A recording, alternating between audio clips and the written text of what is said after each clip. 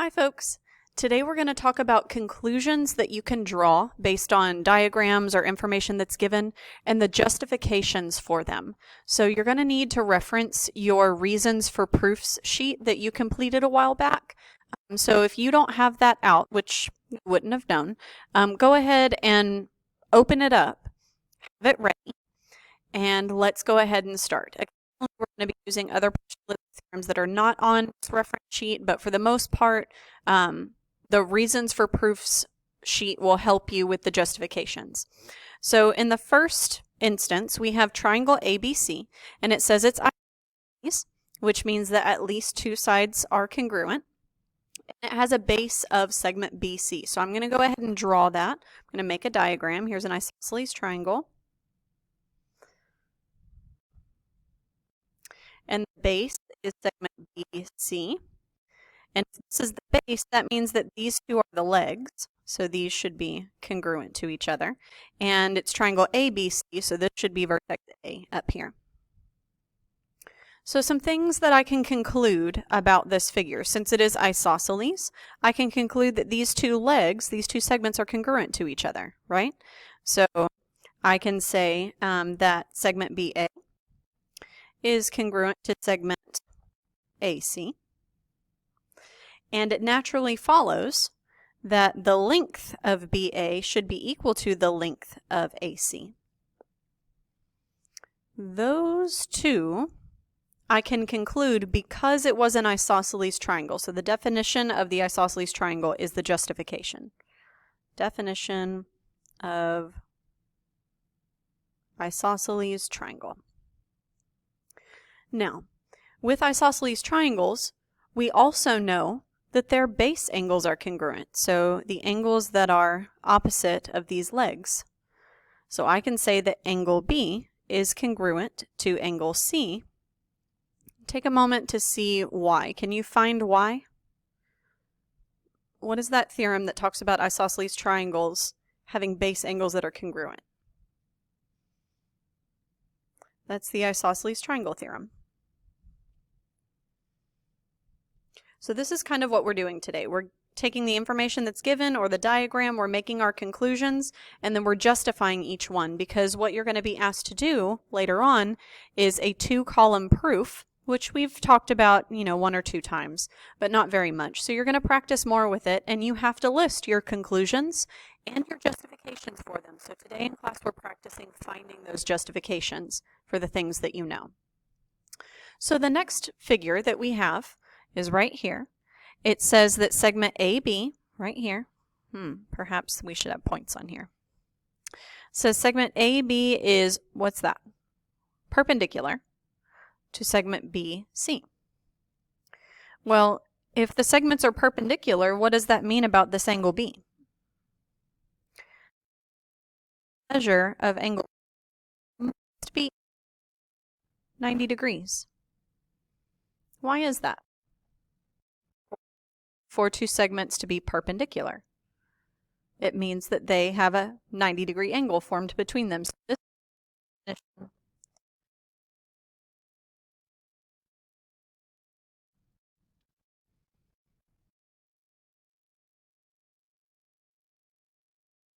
we have is that the angle 1 plus the measure of angle 2 equals 90 degrees. Well, we know that angle 1 and angle 2 go together, and their measures, when you add them, equal 90 degrees. Well, what does that mean? That means are what? What's the word? If their sums is 90 degrees, measure sum is 90 degrees, then they are collinear.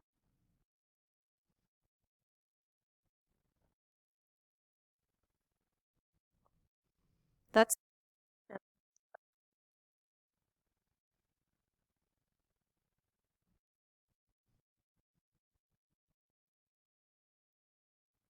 so do you see how we're using definitions and theorems to justify these conclusions? Let's move on to the next set of diagrams and given information. So we have that line A is parallel to line B. So I'm going to go ahead and mark that those lines are parallel.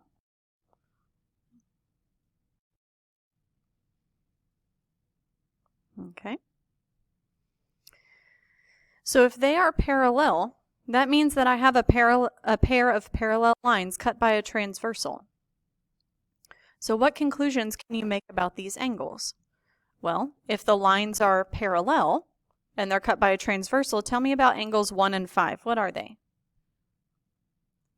That angle pair, they're in the same location with respect to the intersection. Those are corresponding angles. And corresponding angles are what? They are congruent to each other. So this is by the corresponding angle postulate. Okay. Maybe let's make some other conclusions. Let's make a conclusion about angle 1 and angle 8. So tell me about angle 1 and 8. What kind of pair are they? They're on the exterior, and they're on opposite sides of the transversal, so they're alternate exterior angles. That means that angle 1 is congruent to angle 8 by the alternate exterior angle theorem.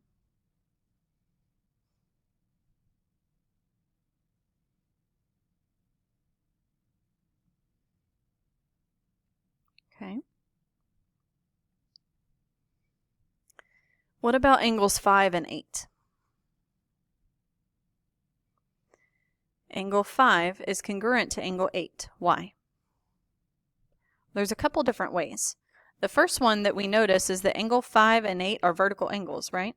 So by the vertical angle theorem, which literally states that vertical angles are congruent, we can say that angles 5 and 8 are congruent to each other, or we can say that since angles 1 and 5 are congruent and angles 1 and 8 are congruent, then angles 5 and 8 are also congruent, and that's by the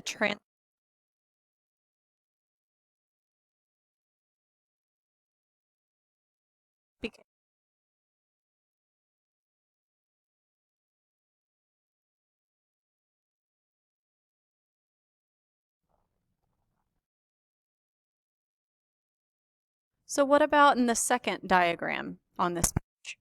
We still I'm going to go ahead and make is I have is angles 3 and 5, and I need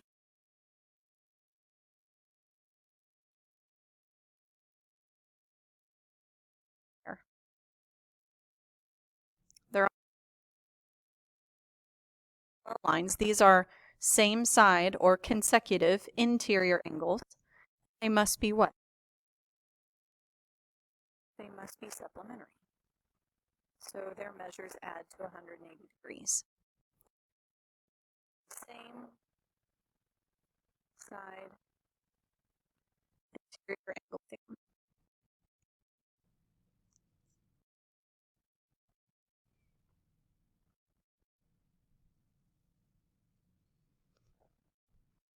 Okay. Here we're given a triangle ABC, and we're given that angle 2 is congruent to angle 1.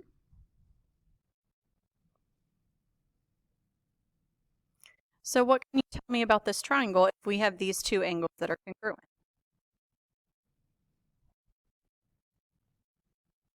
Well, we can say that the sides that are opposite them are also congruent. So we can say that side AB is congruent to side AC. And now what follows is that AB's length is equal to AC's length. And we had something similar to this on the front side, but instead of going from angles to sides, we went from sides to angles. So we kind of flipped it. So this is by the converse of the isosceles triangle theorem. So what can we conclude about triangle ABC? Triangle ABC is what kind of triangle? It's got to be isosceles, right? because we have at least two sides that are congruent to each other. And this is by the definition of isosceles triangles. Because the definition says that it's a triangle with at least two congruent sides, and that's what we have here. Let's look at this next one. This next one, we might need a picture for it. If segment AB's length is equal to segment BC's length, and segment BC's length is equal to segment CD's length, well, what does that tell you about segments AB and CD? Think back to the very first problem we did on this page.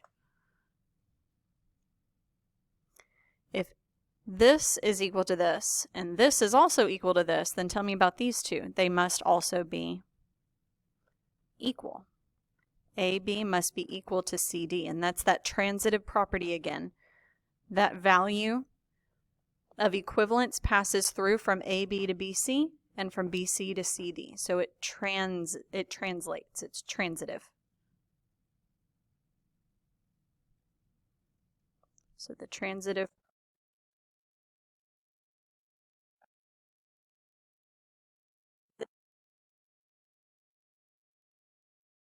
modes of like moving.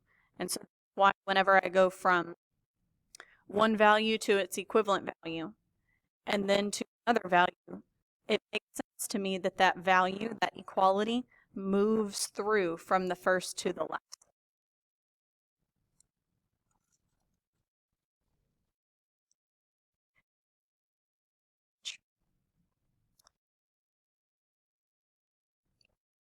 Please not given information is that RS plus ST equals EW and ST equals XY. Weird, right? But I do notice.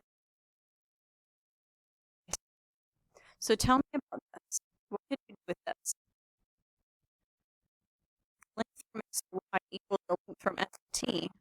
Take the length from XY and I can substitute it for the length from S to T. So the conclusion is that plus XY's length, and I can get WV. So what do we do with XY? Property. We substituted it, and we used the substitution property of equality. Equality because we have equal signs and not congruency signs.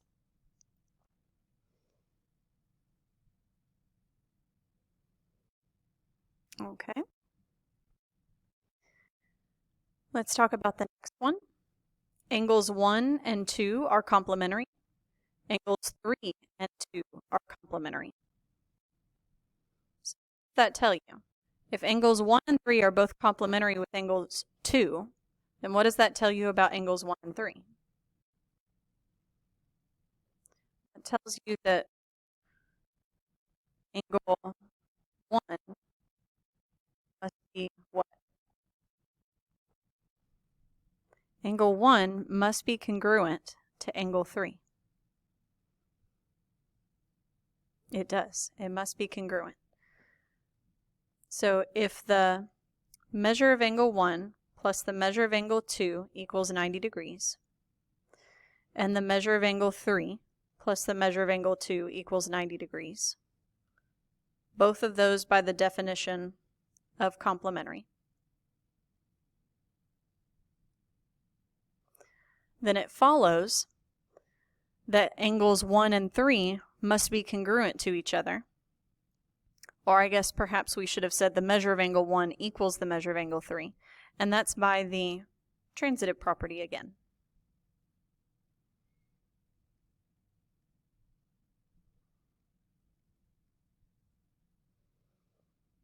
And I probably should fix this. So we're going to make this the measure, and then just purely equals. Because we did have equal signs here. So I want to stick with the same sign.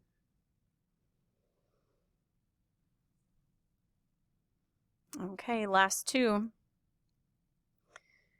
We have the measures of angle 1 and 2 are supplementary, The measures of angles 3 and 4 are supplementary. And we have that angle 1 is congruent to angle 4. So if they're congruent, I can substitute the measure of angle 4 in for the measure of angle 1 anywhere. Well, if these two are supplementary, obviously I can say the measure of angle 1 plus the measure of angle 2 equals 180 degrees. And same thing here, the measure of the measure of angle 4 equals 180 degrees. And gives, if they're supplementary, that means of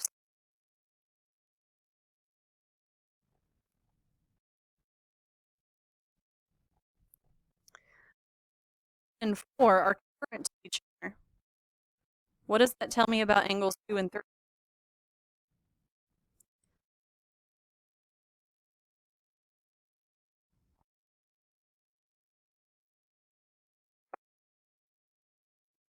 Quality.